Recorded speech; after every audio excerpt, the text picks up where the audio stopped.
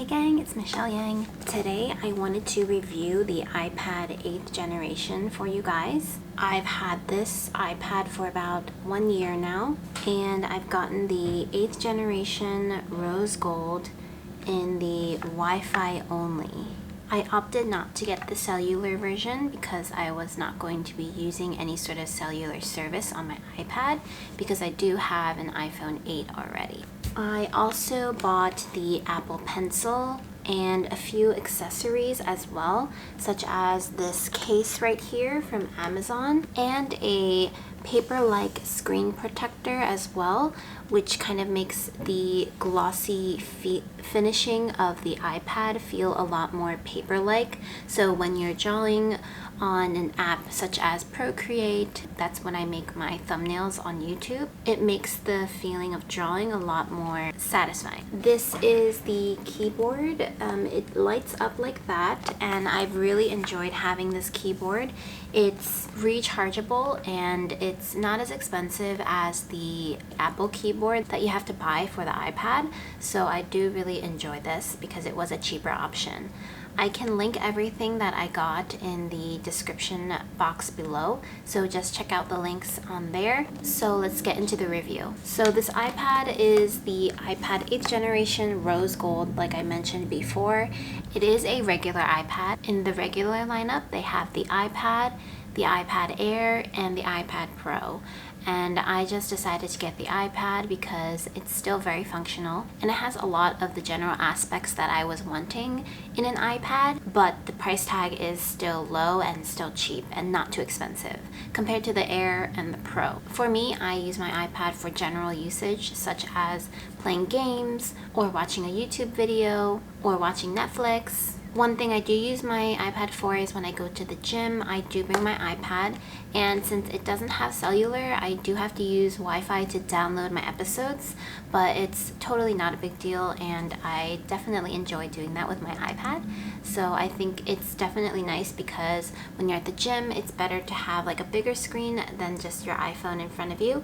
That really helps the workout to not feel as painful. So if you do want to do just general usage, such as me, then I would recommend getting the iPad 8th generation. Some things to look at for the iPad 8th generation, it still has an audio jack. So an audio jack is just the regular headphone, and it's pretty rare these days to see that on an Apple product. So I personally like it because that means I can use my Apple earphones with the lightning port, and then also I can, if I have just like regular earphones, or if my friend has regular earphones, she can also listen on the regular audio jack. That's just like a nice little plus and pretty rare on Apple products. Another thing is the Touch ID that Apple iPad 8th generation has. The Air and the Pro have the Face ID, and so I don't personally mind this because I've had the iPhone 7 for like a long time, and that didn't have the Face ID, and I personally liked having the home button. So if you do mind this and you want to have Face ID, then I would recommend that you actually go up to the Air or the Pro. Personally, I miss having the home touchscreen on my iPhone, so I do enjoy having this on my iPad.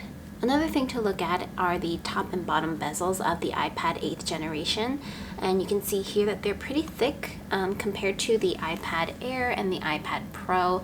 That doesn't bother me at all really though. This screen compared to my iPhone is such a big difference that it doesn't matter because there's so much real estate on the screen, and having those bezels be there is not bothersome to me. But if they are to you, again, I would recommend going up to the Air or the Pro.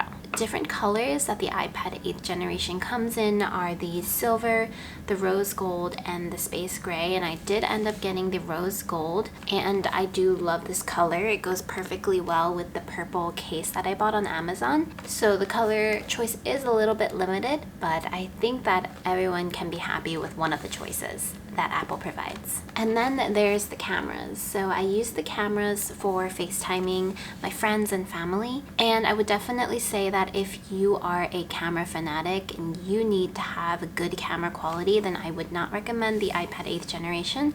I would still recommend the Air and the Pro, but for me, I don't really need such high quality because the front-facing selfie camera is only 720 pixels and the back-facing camera is only 1080 pixels.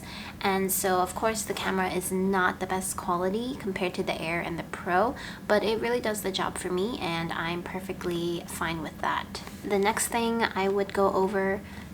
to review is the storage. The storage on the iPad 8th generation only comes in 128 gigabytes or 32 gigabytes. So the 32 gigabytes is really, really little. I've already gone through 32 gigabytes on my iPad 8th generation and it's only been a year. I purchased the 128 gigabyte and with the photos that I've taken and the apps that I've downloaded, I've already gone down to 100 gigabytes. So I would definitely recommend that you get the 128 gigabytes and not the 32 gigabytes. Especially if you are trying to use this for a couple of years, your 32 gigabytes will very quickly diminish to no storage. Having the no storage alert come on your iPad, on your iPhone is literally the worst thing. I've definitely gone through that. So yeah, definitely recommend the 128 gigabyte over the 32 gigabytes. Unfortunately, those are the only two options that it comes in, so I would for sure pick the higher gigabyte option. Next to review is the battery, and Apple said that on the wireless only there will be 10 hours of battery and with the cellular there will be 9 hours of battery. I've definitely seen 10 hours of battery life just browsing or using Netflix. I've never had it die on me. That would only happen if I was using it for 2 straight days in a row without charging it. I can definitely back up the claim that the iPad does have a good amount of battery life, about 10 hours of battery life. Again, for general usage, the battery is great. I would recommend this for anyone that just wants to use it for not professional use. Lastly, the Bionic chip is A12 Bionic chip and it's pretty good. Everything runs pretty smoothly. I would say that I would definitely recommend the iPad 8th generation if you are looking to just use an iPad for general usage, general leisure, even for school. I think that it would be a good tool for students or for just a leisure use as well. With the Apple Pencil, I've been pleased with the Apple Pencil as well. I've used the Apple Pencil to draw on the screen, to edit my thumbnails, and also to just navigate on the iPad. It's pretty nice, again, to have that paper feeling and just using like a stylus to get around on the iPad. It's actually very nice. So that's my review on the iPad 8th generation iPad. If you have any other questions, let me know, and I would definitely recommend this if you're interested in buying it. I hope you guys enjoyed this video. Please like this video and subscribe to my channel and share it with your friends. Okay, bye guys.